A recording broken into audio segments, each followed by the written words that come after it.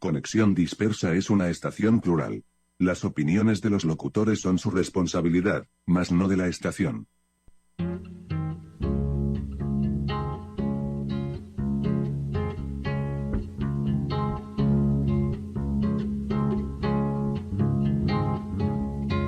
Conexión Dispersa. La radio donde converge lo diferente y lo diverso.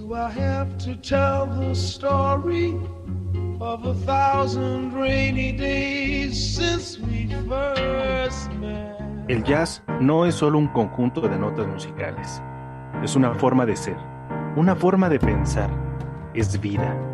No te pierdas Live Jazz todos los martes a las 21:30 horas con Octavio Echavarri por Conexión Dispersa.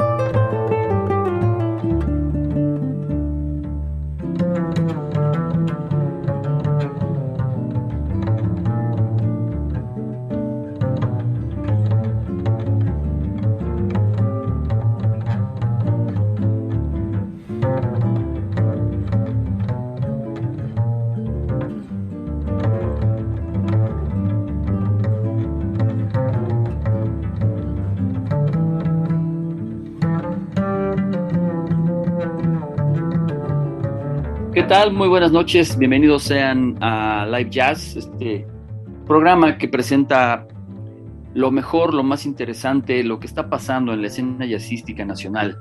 Se transmite a través de Spreaker y yo soy Octavio Echavarri, me da muchísimo gusto saludarlos. Saludo también a Israel, que está en los controles y en la producción de este programa.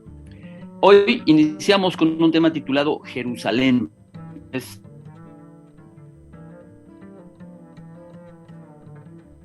Marco Durán, que esta noche está con nosotros y vamos a platicar con él acerca de su carrera y también vamos a hablar de una parte de su trayectoria muy importante que ha dedicado a la educación musical.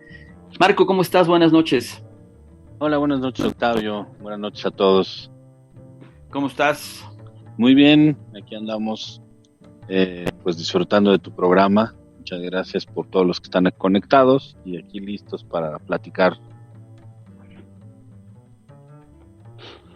Muy bien, pues bienvenido. Y lo primero, como siempre, has tenido una carrera que tuvo un momento en el que hubo 3 discos en un lapso muy corto y de pronto enfocaste tus baterías a la educación musical. Por eso es probable que algunos de nuestros escuchas no estén familiarizados contigo y con tu carrera, Marco. Así que nos puedes platicar cómo es tu llegada a la música, cómo es que te involucras en el mundo de la música y después cómo llega el jazz a tu vida. Sí, claro. Mira, pues la música que yo recuerdo me gustó desde que estaba yo muy chiquito, así desde los 5 años era estar escuchando música, de los discos que estaban en mi casa, que había mucho de Beatles y las obras después, posteriormente las películas que salieron de Fiebre de Sábado por la Noche, Vaselina, y había mucha música variada entre nacional, internacional, y pues me empezó a llamar la atención, ¿no? Hasta los 14 años fue que agarré un instrumento y ahí empecé con la guitarra, me enseñaron la guitarra y me recomendaron que me metiera a estudiar a una escuela, que me metiera al conservatorio de música, puesto que no había otra escuela que ofreciera estudios en México de música popular, de rock, de jazz y eso, ¿no? Entonces me metí a estudiar la carrera de la licenciatura de guitarra clásica, me gustó muchísimo, así que me metí de lleno a la guitarra clásica en una carrera que duró 10 años, la licenciatura, y en el Inter, como a la mitad más o menos de la carrera, descubrí el jazz a través de discos de John Coltrane, de Miles Davis y de Pat Metheny, que me cautivó en ese momento, y después Pat Martino, y pues me cautivó y yo dije, bueno, pues quiero aprender esto también, ¿no? Y antes de eso, antes de entrar al conservatorio, era yo muy rockero y muy melómano. Tenía discos de todo tipo de rock, de Kiss, de AC/DC, de Queen, etcétera, y me gustaba mucho sentarme a escuchar los discos, ¿no? Entonces vengo de una etapa primeramente rockera, después me introduzco a la música clásica, posteriormente conozco el jazz, y ahí es donde me estaciono un rato, o sea, termino la carrera de la licenciatura de guitarra clásica, pero no ejerzo como guitarrista clásico, puesto que lo que me gustaba a mí era la guitarra popular.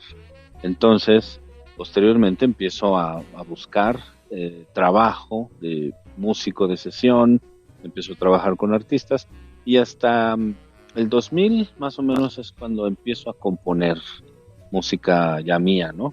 Y en el 2005 sale el primer disco que se llama Al Otro Lado, de esta pieza que estamos escuchando, Jerusalén, desde este disco Al Otro Lado, donde grabé con Aaron Cruz, con guitarra acústica clásica, de cuerdas de nylon, y Aaron Cruz en el contrabajo. Y posteriormente grabamos ya otro par de discos donde ya estaba yo incursionando con la guitarra eléctrica, que era la que me gustaba también, ¿no? Entonces, a la par, desde los 15 años también, me entró mucho el gusto por enseñar y compartir lo que yo aprendía. Entonces, traigo esas dos cosas desde hace mucho, que son los proyectos musicales y proyectos educativos, y no lo solté porque siempre me gustó enseñar. Entonces hubo un momento en que creció mucho los proyectos musicales, me presentaba en muchísimos lugares, los lugares que en aquellos tiempos era desde el Arcano, ¿no? Me estuve presentando en el Arcano, me estuve presentando en Papabeto, en el Blue Monk, lugares que ahorita ya no existen, y posteriormente pues en el 5, en el Parker en Lenox, en estos lugares que fueron los nuevos lugares de jazz. Y después pues ya me empecé a dedicar a formar un proyecto educativo más sólido para ayudar a las nuevas generaciones, y en eso he estado durante un buen tiempo, aunque no totalmente escondido, porque sí he hecho algunos festivales con mi música, y ahorita estamos pues ya retomando de lleno regresar a los escenarios y con el proyecto educativo sólido que se llama Diplomado de Guitarra, donde tengo alumnos que también son músicos profesionales ya destacados en el rock, en diferentes géneros, que han venido a buscarme y han encontrado pues lo que necesitaban en cuanto a la improvisación, nuevas herramientas, etcétera, ¿no? Básicamente esa es un poco la historia.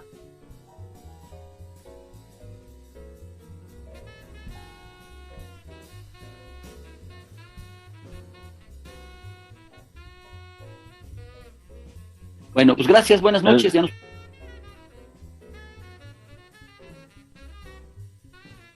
Sí.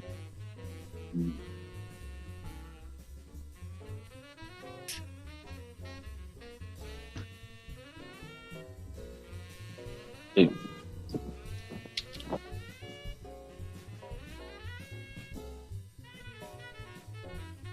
Sí.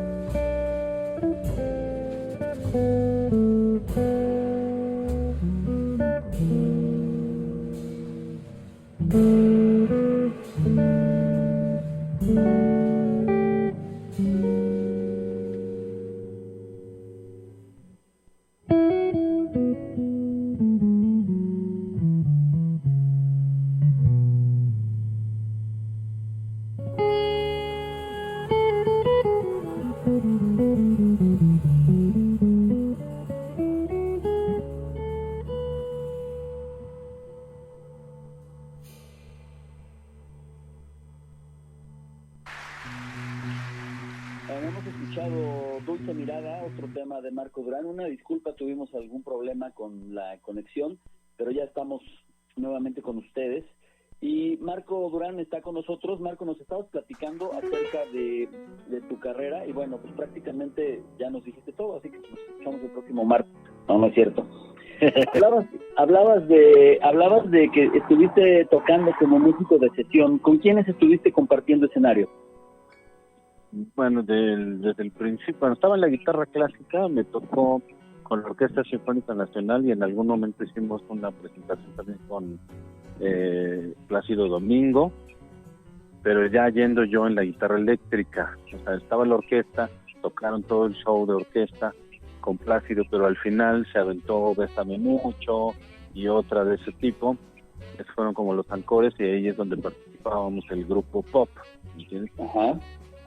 Posteriormente, pues sí, ya me alejé un poquito de lo que era la música clásica, las orquestas, y mi primer trabajo formal, digamos, con artista fue con María del Sol, allá por 1995, con una gran banda que era Ricardo Erdos en la batería, Raúl Garduño en los teclados y Gaspar Altamirano en el bajo, y un show pues bastante bonito porque era mucha música de soul, de R&B, de covers, popurrí de Beatles, Mariah Carey, etcétera. Estaba muy padre ese show y en ese entonces pues, la señora cantando impresionante. De ahí me fui con Lucero, estuve también muchos años con Lucero y de ahí estuve yendo con diferentes artistas como Pandora, Vivi Gaitán, Filipa Giordano, Angélica Vale, de los que me acuerdo más o menos, ¿no? Pero posteriormente, pues bueno, como me llamaba más la atención hacer mi proyecto de música, de composiciones mías, y me llamaba más la atención los proyectos educativos, pues me enfoqué a trabajar de lleno en una escuela que estaba... Sí, a ver, espérame, Marco, espérame, vamos por partes. Sí. Vamos por partes. ¿Qué significó... como artista, ¿qué significó para ti, más allá de lo económico, el haber estudiado música clásica y de pronto verte inmerso en este mundo del pop? Lo que pasa es que la transición fue porque no había una escuela donde yo pudiera estudiar en aquel entonces la música popular contemporánea. Entonces, pues la recomendación fue, pues entra a la escuela que hay, que es el conservatorio, o era la nacional o el conservatorio. Sí, no, eso es claro porque es la escuela que había, ¿no? Antes de que se popularizaran estas escuelas de música contemporánea. Pero bueno, ahí estudiaste y ahí terminaste, pero ¿qué significó de pronto el haber hecho estos estudios clásicos tan formales y haber tocado con la Sinfónica Nacional y de pronto verte en los escenarios del pop, que ya nos dijiste, es la música que te inspiró a dedicarte a la música, pero finalmente pues algo debe pensar un músico que de pronto está con unos estudios pues muy intensos, muy fuertes, y plantarse en el escenario acompañando a otros artistas. ¿Qué significó eso para ti? Me tocó reaprender, significó un reaprender cosas, porque yo llegaba con un sonido, aunque estaba con la guitarra eléctrica obviamente, pero llegaba con un sonido demasiado clásico. O sea, lo que yo ejecutaba era muy clásico y me lo dijeron muchas veces, ¿no? Entonces fue entrar en una nueva escuela, porque con los compañeros músicos que sí estaban pues bien metidos en eso, me enseñaron muchísimas cosas y me llevaron a los discos. Por ejemplo, yo me acuerdo que con María del Sol, Ricardo Erdos me decía, no, es que se refieren a que estás haciendo muchos arpegios como clásico, entonces esta canción debe de ser más así. Y me decía, escuchas este disco en vivo de Gino Vanelli. Y cosas que en su momento pues yo no conocía, tampoco no conocía demasiado de lo del pop y fusión y rock, yo no conocía mucho de esto. Entonces para mí fue como entrar en un nuevo aprendizaje ya enfocado a lo que era esa música, porque en aquel entonces pues sí, lo de María del Sol sí tenía ciertas exigencias un poquito más que lo que fue la música con Lucero, por ejemplo, ¿no? Ajá. Entonces me sirvió mucho 2 años de estar ahí, porque escuché muchos discos, aprendí mucho de muchos discos, mucho de esta gente que me guiaba para transformar mi manera de tocar ya en lo que yo realmente quería, ¿no? Eso es a lo que quería escuchar, ¿no? Puedes haber estudiado al nivel más exigente, sin embargo, la música que muchos clásicos consideran música corriente o música menor, porque eso pasa, finalmente significa también un esfuerzo y adaptarse y conocer, ¿no? Exactamente, sí, porque venía yo de tocar cosas brutalmente difíciles, ¿no? O sea, cosas de Johann Sebastian Bach y todo. Bueno, me aventé los 10 años de la licenciatura, ¿no? 10 años. 10 años fue la carrera, en aquel entonces era de 10 años. Ajá. Muy buenos maestros, la verdad, sí me tocaron muy buenos maestros, no me arrepiento de haber estudiado, pero sí era una transición así como que y ahora sonara esto, me tenía que quitar el sonido clásico y meterme de lleno pues a reaprender cosas que encontré. Todavía no había escuelas de música popular, entonces era sobre los discos, los discos, estar escuchando y sacando y entendiendo. Claro, entonces la escuela era eso, ir al conservatorio, estudiar música clásica, o bien la escuela era la calle e ir a los lugares a aprender, o los discos, ¿no? Exactamente. Sí había gente, compañeros que habían estudiado en el EMI, en la Escuela de Los Ángeles, en el Musicians Institute, y llegaban y traían su bonche de libretas, de anotaciones, de cosas, y nos juntábamos, ¿no? Ya estando en el conservatorio había varios compañeros que también querían la música popular, ¿no? Y nos juntábamos en la casa de un gran guitarrista que debe conocer mucha gente, se llama Ernesto Cortázar, que ahora vive en Suiza, y nos juntábamos en su casa para estudiar todo este material que provenía de una escuela de Estados Unidos, ¿no? Ajá. Entonces, pues era un poco eso, por aquí, por allá, tratar de aprender, pero no había... Me acuerdo que sí había una escuela, como academia, más bien, que era de Juan José Lavín, que ya falleció, y era una academia que se dedicaba a todo lo que estaba sucediendo en los 80s en cuanto a Van Halen, Yngwie Malmsteen y todo eso, y Frank Gambale, por ejemplo. Entonces promovían mucho esta música y estaba buena la academia, o sea, tenían buenos materiales. Me inscribí yo, estuve un poco ahí y aprendiendo pues ya de primera mano. Traían ellos todo el material, también lo traían de Estados Unidos. Yo recuerdo que no había todavía como un tratado de libre comercio, entonces no era tan fácil que tuviéramos aquí acceso a libros o videos instruccionales, sino que todo tenían que traerlo de allá, ¿no? De Estados Unidos. Pero ese fue el proceso. Hasta 1994 que empezaron a surgir las escuelas propiamente de carrera, ya oficialmente de música popular contemporánea. Claro. Bueno, y esto ¿en qué te afectó o qué tanto te motivó a querer descubrir y dedicarte a la enseñanza musical? El hecho de que no hubiera unas escuelas como en los Estados Unidos que se dedicaran a preparar a los jóvenes para tocar este tipo de música. Mira, hubo un punto muy importante en mi vida, que yo estaba estudiando en el conservatorio, y atrás del conservatorio había una academia que se llamaba la Academia Rubinstein, donde se daban clases tradicionalmente de piano, de guitarra clásica. Entonces yo empecé a trabajar ahí mientras estaba estudiando en el conservatorio, y eso se juntó con la etapa del inicio de los 90 de las bandas de Guns N' Roses y Poison y todo este glamour. Y entonces yo de repente le dije al dueño, oye, ¿qué te parece si empezamos a dar clases de guitarra eléctrica, de rock, de guitarra eléctrica? Entonces, de la forma tradicional en la que se daban las clases en este tipo de academia, yo transformé esa parte en esa academia. Pusieron el letrero de se dan clases de guitarra eléctrica, y se retacó. O sea, yo tenía todas las tardes lleno de alumnos que inicialmente no querían una educación profesional, sino pues querían sacar las rolas de Guns N' Roses, y a eso me dediqué un buen tiempo. Y entonces por ahí empezó la cosa. Después empecé a tener alumnos en casa y poco a poco armando un plan, un programa de estudio, algo un poquito más formal, pero en una primera etapa pues fue como esa transición que para mí fue muy importante y que además me ayudó nuevamente a reabrir mi oído hacia la música, sacando directamente de los discos pues toda la música que los alumnos querían y pagaban por eso, ¿no? Claro. Oye, y te iba a preguntar, bueno, ¿y en qué momento tú tomaste algún tipo de preparación o cómo es que te dedicas a componer y en qué momento dices, bueno, ahora voy a hacer lo mío y está enfocado al jazz? Pues sí, ahí sí fue gracias al conservatorio, porque había clases, aunque mi carrera no era de composición, pero había muchas clases que te llevaban a eso. Los trabajos eran escribir cosas, ¿no? Y escribía y me gustaba.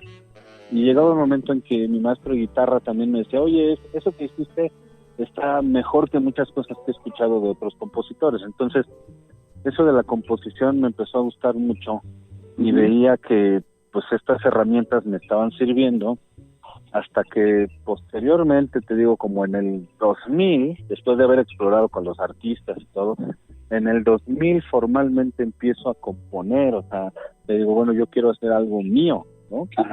Y empiezo a generar composiciones que se fueron a grabar ya hasta el 2005, ¿no?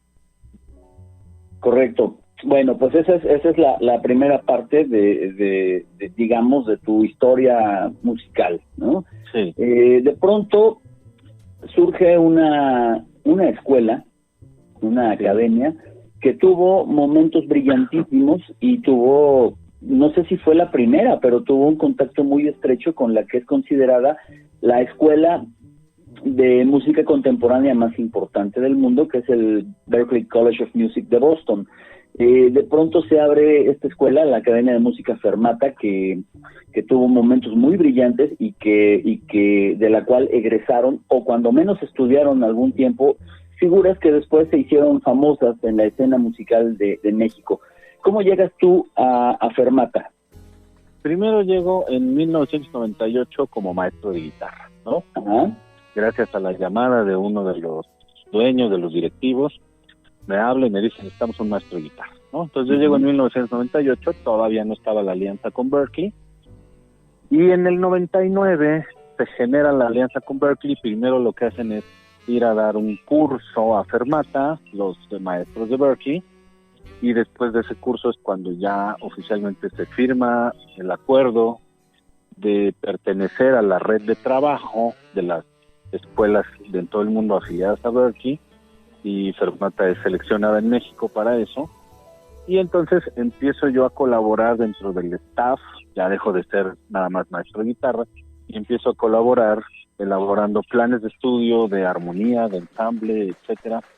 Y todo fue muy rápido, que en pocos meses pues me dijeron, ¿sabes qué? Tú tienes que coordinar todo esto. Entonces me volví prácticamente como director académico, donde estaba pues a mi cargo todo. En aquel entonces era una sola carrera la que se impartía, y estaba a mi cargo pues junto con el director principal elaborar los planes de estudio, viajar a Berklee, hablar con los maestros, hablar con los jefes de departamento, empaparme de cuáles son los materiales, los planes, las guías, etcétera, para poder implementar esas materias en Fermata.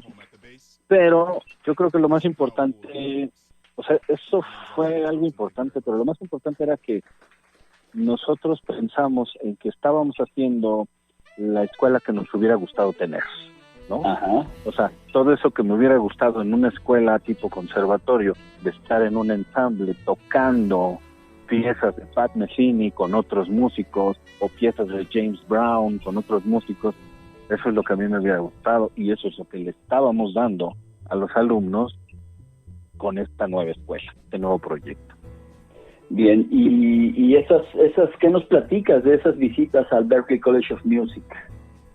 Pues para mí fue impresionante el nivel de pedagogía, ¿no? Porque una de las cosas más importantes era poder entrar a ver las clases que tú ibas a impartir, ¿no? Tú ibas a implementar nuevas materias y pues tú querías saber de qué se trataban las materias. Entonces te daban chance de entrar, ver las clases y sí, o sea, literalmente se te caía la baba de ver el nivel de enseñanza, de profesionalismo, de compromiso de los maestros, pero además el nivel de los estudiantes. Uh-huh. Sí, o sea, clase que yo entraba y decía que no puede ser que esta gente, los alumnos de primeros semestres a veces estaban tocando de una manera así brutal, ¿no? Ajá. Eso fue lo que más me impactó y de lo que más aprendí a ser más sistematizado en el estudio, ser más organizado, o sea, entender por qué los gringos suenan así, ¿entiendes? Claro, claro. Oye, ¿y cómo era ese vínculo entre Fermata y Berklee? ¿De qué se trataba? Pues primeramente Berklee lo que buscaba era una sede en México Uh-huh. para hacer las audiciones, para entrar a Berklee y para otorgar becas, ¿no? Entonces, mucha gente de Centro y Sudamérica, obviamente, venían a México para hacer las audiciones y posteriormente quedarse a estudiar, porque otra de las cosas buenas que sí benefició más a la escuela en ese momento fue el famoso acuerdo de articulación de materias, que era que tú estudiabas los 2 primeros años, que se llama el tronco común, las materias básicas, las estudiabas en Fermata, en México, y aprobabas esas materias, esas calificaciones se iban directo a Berklee si tú querías estudiar a Berklee. Entonces en Berklee la carrera es de 4 años, estudiabas los 2 primeros años en México y luego te ibas a estudiar la especialidad los últimos 2 años y todas tus materias se iban con las calificaciones que obtenías en Fermata. Entonces, muy bien. eso fue como de lo más... Y la verdad, mucha gente sí se fue gracias a eso, con las audiciones, con el porcentaje de beca que le daban y con este beneficio de tener las calificaciones aprobadas. Mucha gente se fue para allá y se quedó allá. Mucha gente que actualmente sigue en Estados Unidos trabajando en Nueva York y en otros lados, y ese beneficio pues era una de las cosas más importantes que para Fermata fue lo mejor. Berklee básicamente era tener una sede donde poder hacer las audiciones y obviamente pues canalizar, o sea que mucha gente, había mucho flujo de estudiantes de Centro, Sudamérica y México que iban a Berklee. Muy bien. Oye, y así como en Berklee, los que no conocemos el lugar, pero hemos leído o hemos investigado, bueno, pues había una cantidad de maestros famosísimos que además estaban en los escenarios, es decir, no eran maestros de academia, eran maestros que estaban tocando y se llevaban a los músicos a tocar, y en esa época Fermata tenía un nivel de profesores muy alto. ¿Quiénes estaban contigo en la plantilla de maestros, no solo en la guitarra, sino en general? Pues mira, nada más y nada menos que los guitarristas importantes de jazz de México, como Beto Medina, estaba Beto Medina ahí en el staff de guitarra, estaba Pancho Lelo, sí, ¿no? Estaba Martino Scram, de los que recuerdo ahorita, así de los top, y bueno, de batería, pues Gabriel Puentes, ¿no? Uh-huh. Juan Carlos Novelo, ¿qué te puedo decir? Estaba en el bajo el Chuco Mendoza, estaba el Gabo de Línea 3, ¿no? De piano, pues estaba Miguel Silva, estuvo Alex Mercado un tiempo, Luis Cepeda, entonces era una gran plantilla que de inicio, te digo, a mí me tocó, cuando llegué, primero depurar el staff, ¿no? Ajá. Quién sí y quién no, y empezar a meter un staff de lujo, y toda la primera camada me tocó a mí entrevistarlos, contratarlos, etcétera, ¿no? Y bueno, por supuesto estaba Mario Santos, ¿no? Mario Santos, claro. Gran personaje de la música contemporánea en México. Sí, uno de los grandes pedagogos también, con una experiencia impresionante, arreglista, etcétera. muy, muy bueno. Me tocó también hacer unos conciertos con él en cuarteto y gran pianista, ¿no? Uh-huh. Y bueno, posteriormente entra Eugenio Toussaint a dirigir, ¿no? Llega un momento en que las carreras ya empiezan a ser 4 carreras, ya no nada más hay una, empieza a crecer muchísimo la escuela y entra Eugenio Toussaint a dirigir a la parte de dirección académica, ¿no? Bueno, pues esa era la historia de Fermata, una época en la que Marco Durán estaba muy activo y es una época en la que pues prácticamente lanza 3 discos. De ello vamos a platicar después de escuchar otro tema, si te parece, Marco. Sí, perfecto. Esto se titula La escalera de Jacob.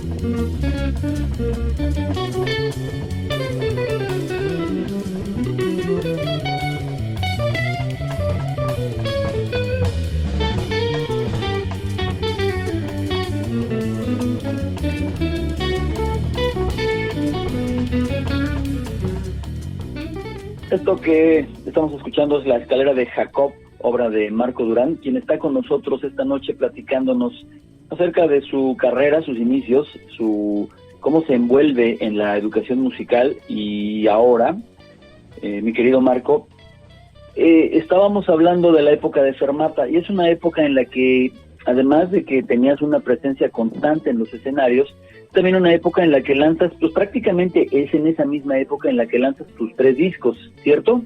Así es. ¿Qué nos cuentas de ellos y de esa época?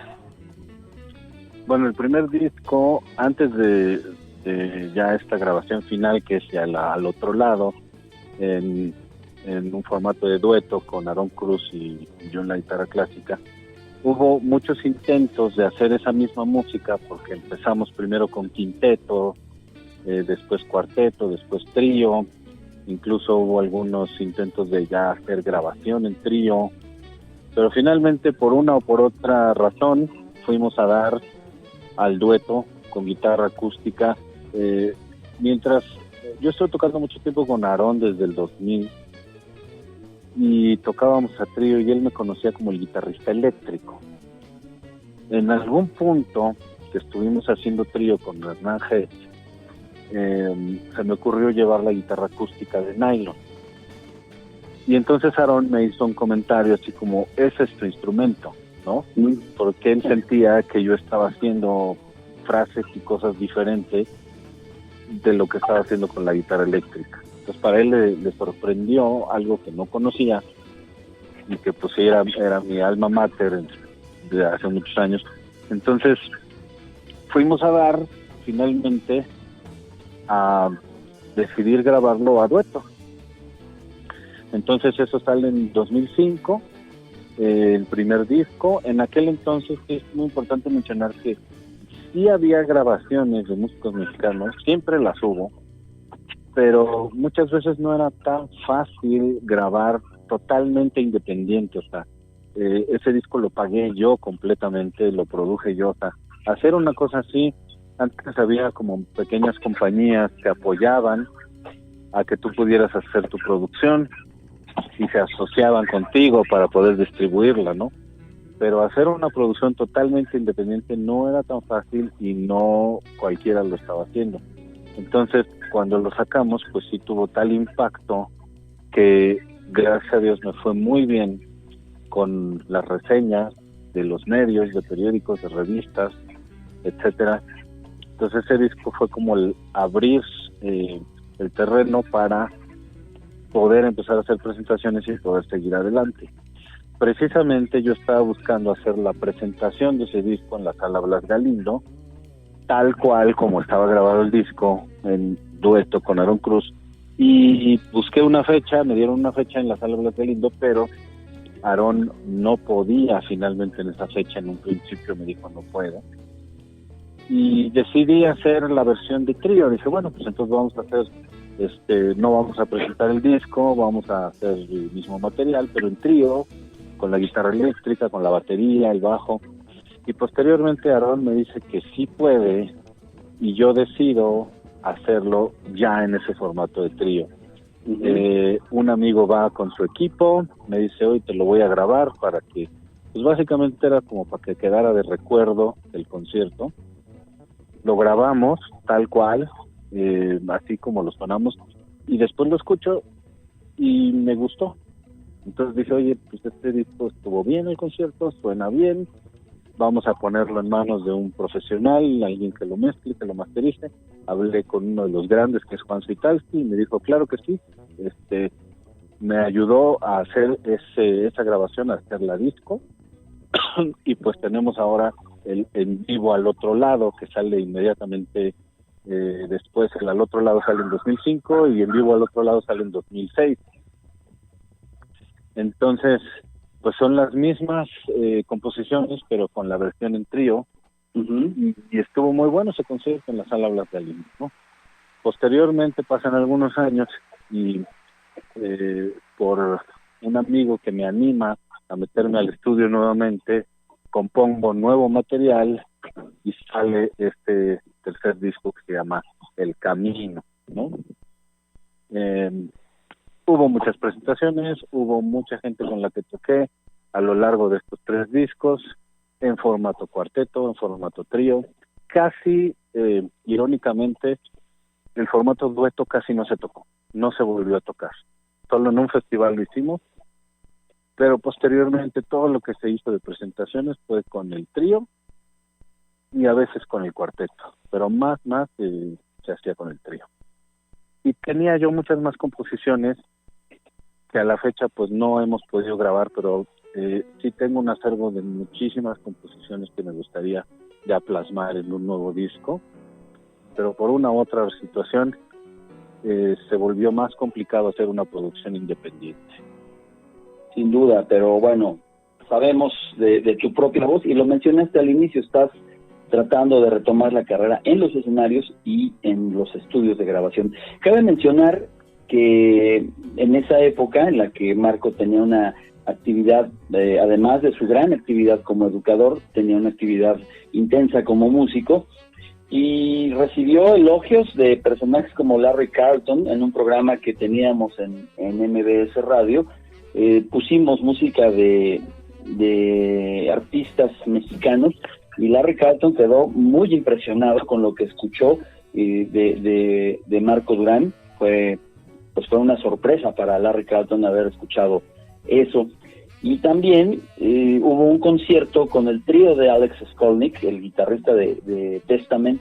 Él tiene un power trío que toca cosas de jazz fusión.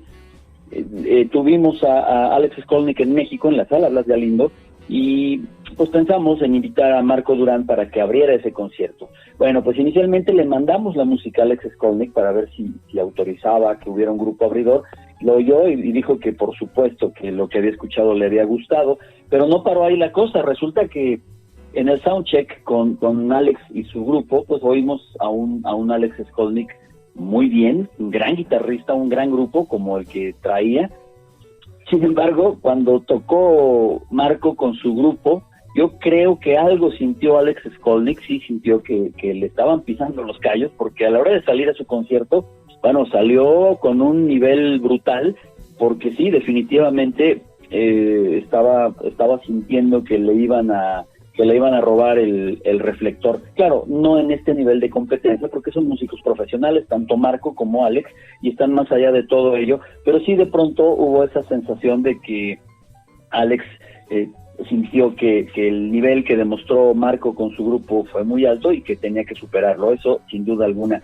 Y otra cosa que habla muy bien del trabajo de Marco y de su talento es que se quedó un proyecto de grabar un disco a dúo, ni más ni menos que con Eugenio Toussaint. Lamentablemente no se pudo cristalizar esa idea, pero bueno, pues ese es el nivel en el trabajo de Marco Durán, que ahora está dedicado pues prácticamente de lleno, o en un 90% de su vida, a dar clases. De ello vamos a platicar después de escuchar un tema más de su autoría. Antes quiero saludar a Andrea Rodríguez. Gracias, Andrea, un gusto escucharlos. Nos dice, bueno, un gusto que nos estés escuchando, y nos pregunta si puede sonar un tema de Art Blakey y los Jazz Messengers titulado Moaning. Si nos aguantas, Andrea, vamos a cerrar hoy con el tema que quieres escuchar, así que pues estate con nosotros hasta el final y vamos a cerrar con Moaning. Pero antes de Moaning, esto se titula Armagedón y es obra de Marco Durán, que esta noche está con nosotros en Live Jazz.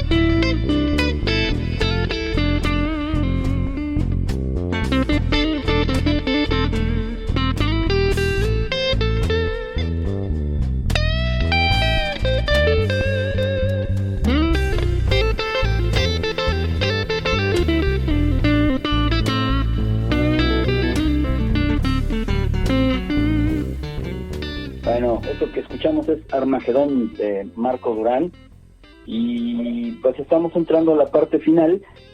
Marco, en los últimos años te has dedicado de lleno prácticamente a la educación musical, a la educación de la guitarra, y estás aplicando todos los conocimientos que a lo largo de tu carrera has adquirido, sobre todo, como mencionabas hace un rato, lo aprendido en Berklee. Yo no soy músico, pero sí creo que cuando se va a presentar en concierto un músico importante, yo creo que los músicos tienen que ir a verlo, porque no solo es ir a disfrutar de un concierto, es ir a aprender nuevas cosas. Ya nos mencionabas que una de las cosas más interesantes que viviste en Boston fue entrar a las clases para ver cómo impartían los maestros de Berklee las materias.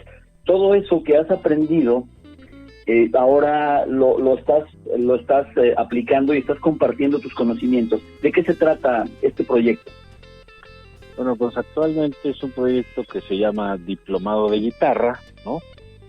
Y está conformado por varias materias, que es más o menos una cosa igual, parecida a lo que es un Berklee Online, un curso de Berklee Online, como una carrera de ejecución, porque tiene como 30 materias, esto que yo hice ahora, y que van desde lo básico, o sea, podría entrar una persona que va a principiante, porque hay materias desde inicio, hasta materias pues ya más avanzadas de improvisación y de los géneros como el jazz, el rock, el blues, etcétera, ¿no?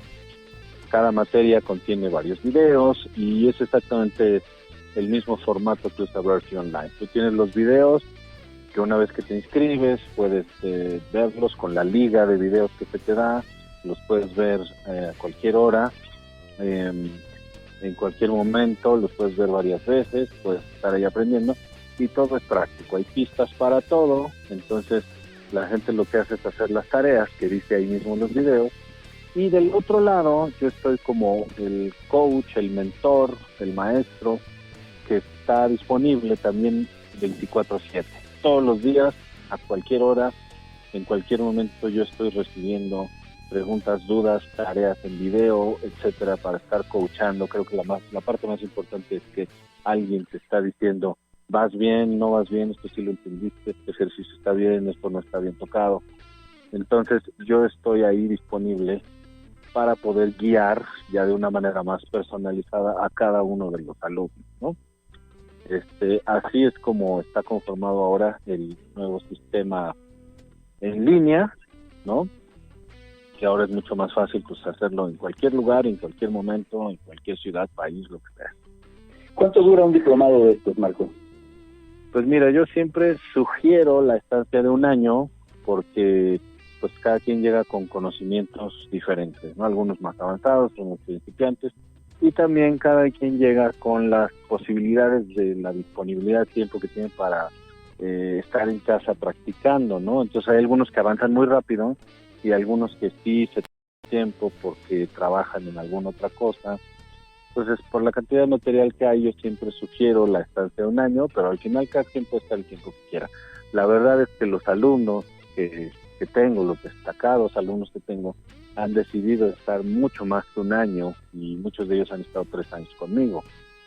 Mira. Entonces yo nada más siempre pongo la sugerencia de que no te salgas a los 2-3 meses, porque si no, no vamos a lograr nada de lo que queremos lograr.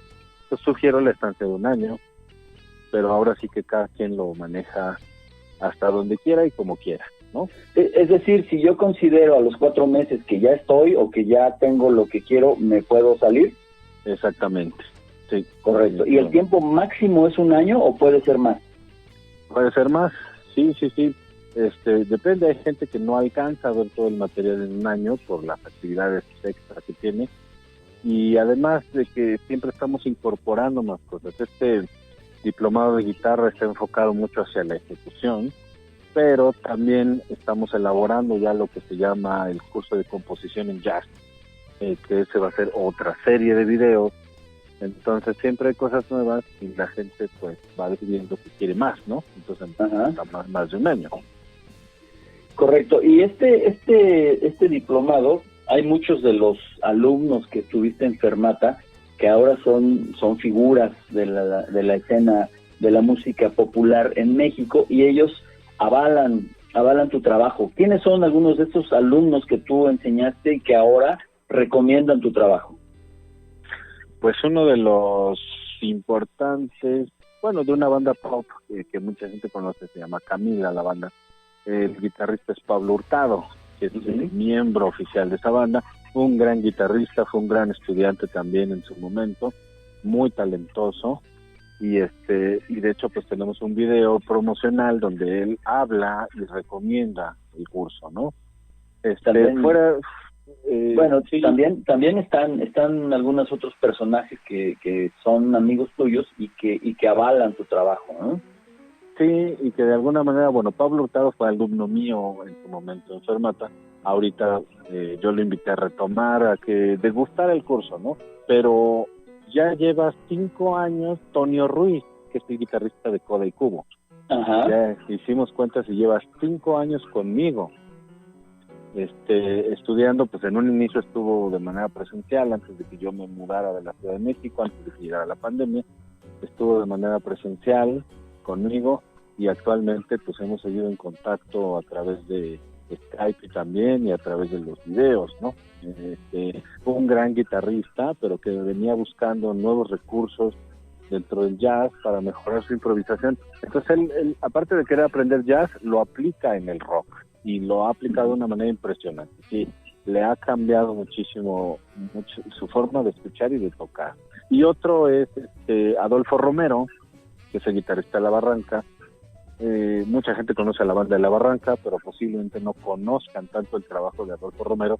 Es un tremendo guitarrista también. Igual fue alumno mío durante muchos años. Y así como esos, pues hubo otros como Emanuel Mora, también estudió guitarrista de jazz. Juanjo Gómez, Juan José López. Hay varios ahí que han sido alumnos míos, pero también cabe mencionar que el curso se llama Diplomado de Guitarra, pero a lo largo de todo este tiempo he atendido no nada más guitarristas. Dana Garay, una de las grandes cantantes de jazz mexicanas, Dana Garay, estuvo de manera presencial asistiendo conmigo para aprender ciertas cosas de música, de la guitarra, etcétera.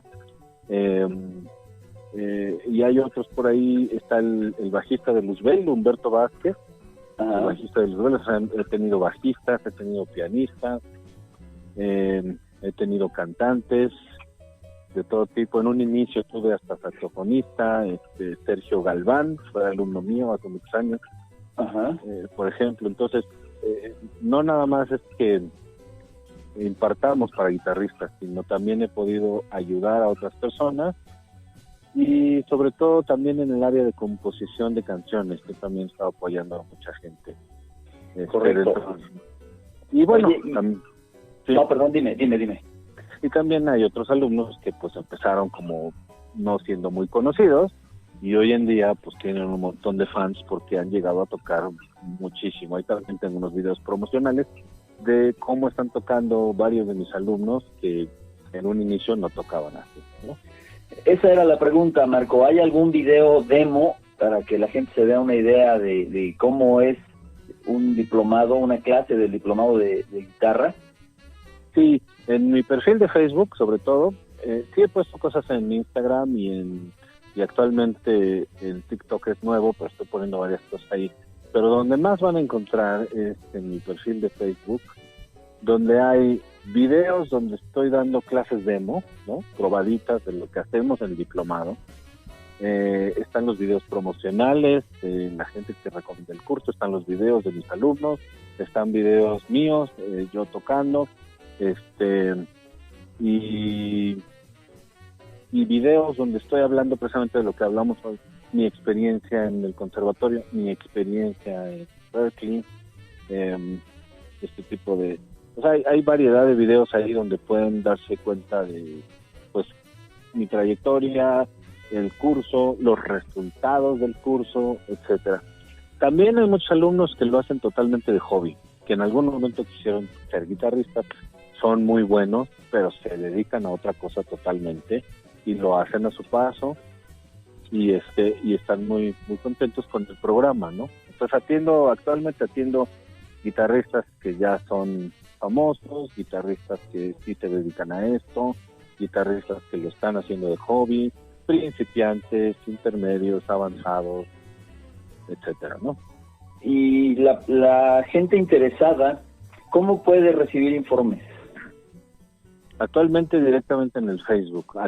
Me pueden escribir al Messenger de Facebook, me pueden solicitar como amigo o escribir directamente al Messenger y por ahí les estaré contestando y depende de si están animados a entrar, pues ya se les dará ya el teléfono personal y ya podemos ahí platicar un poco más.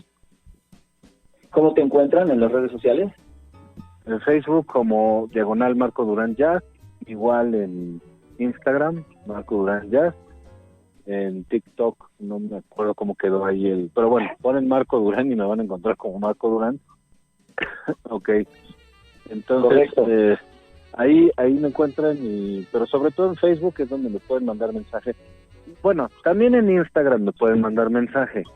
Lo que pasa es que he visto que más me mandan por Messenger de Facebook, pero en Instagram también se puede y también les voy a contestar, ¿no?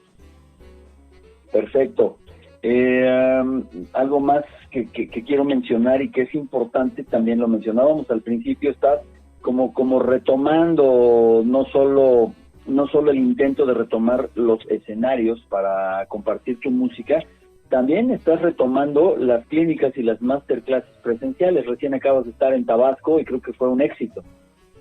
Sí, acabamos de ir a Villahermosa, estuve una semana, hicimos clínica 3 días para jóvenes de ahí de una escuela y también pude dar un concierto con un par de músicos de allá. Entonces estuvo muy bien, todo estuvo padrísimo y posiblemente vuelva yo por allá. Y bueno, con muchas ganas de ir a Querétaro, a Ciudad Juárez y a otros lados que tengo ahí contemplados para impartir masterclass. Bueno, todo eso estará siendo anunciado en las redes sociales de Marco Durán. Si ustedes están interesados, bueno, pues ahí está Marco Durán. En Facebook es lo más práctico, pero si ustedes ponen Marco Durán en cualquiera de las redes sociales, aparece la página de este músico, compositor y profesor con una trayectoria extraordinaria, que además de todo merece que su nombre sea más reconocido también como intérprete, porque en el mundo de la educación es ya muy reconocido, pero también merece ser reconocido como un intérprete.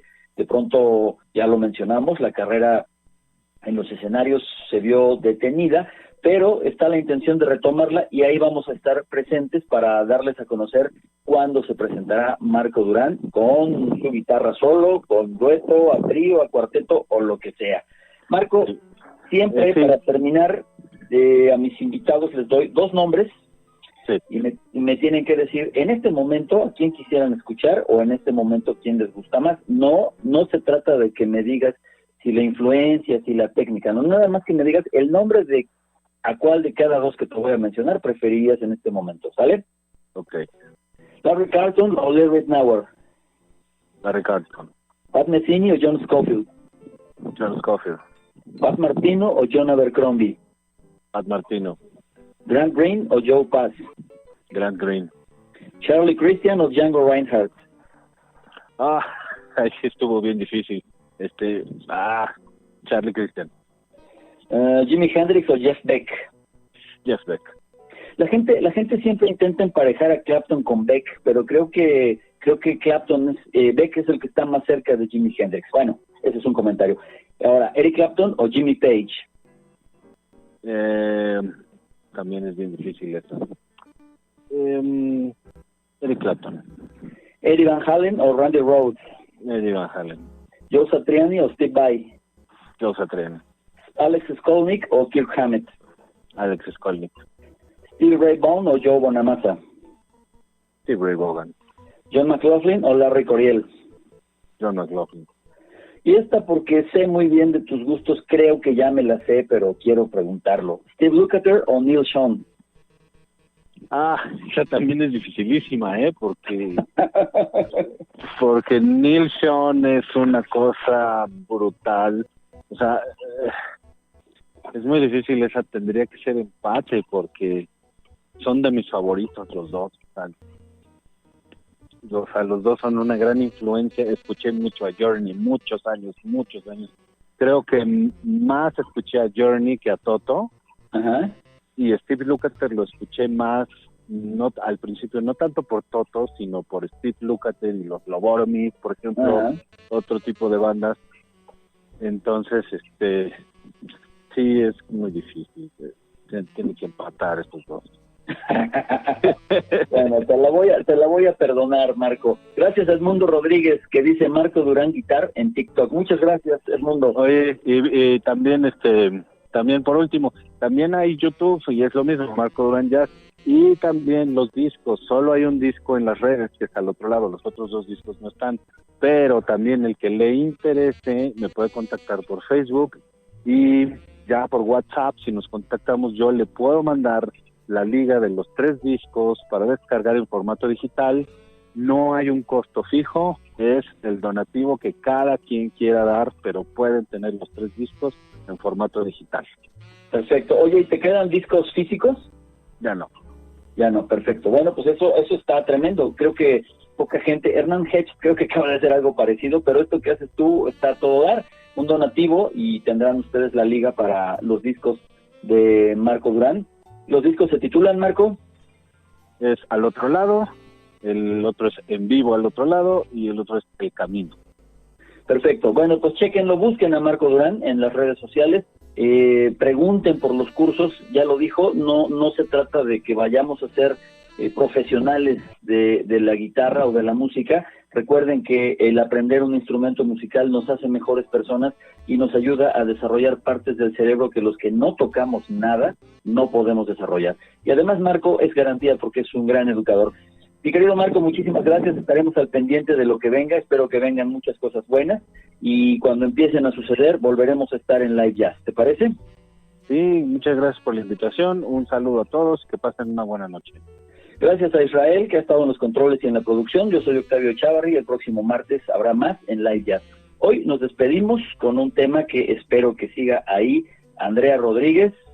Esto no tiene nada que ver con Marco Durán, tampoco con el jazz hecho en México, pero sí es un clásico. ¿Qué opinas, Marco, de Art Blakey y los Jazz Messengers? No, pues definitivamente imperdible. Es una cosa que todo el mundo tiene que escuchar, no nada más los que se dedican a la música, sino la gente. O sea, esta rola y el disco son de esos discos que acercaron el jazz a más gente. Entonces, perfecto. Pues lo pueden disfrutar. Dicho por el experto, Andrea, este es para ti y para todos ustedes. Gracias por escuchar Live Jazz. Nos escuchamos el próximo martes. El tema es Moaning, un estándar. Adiós.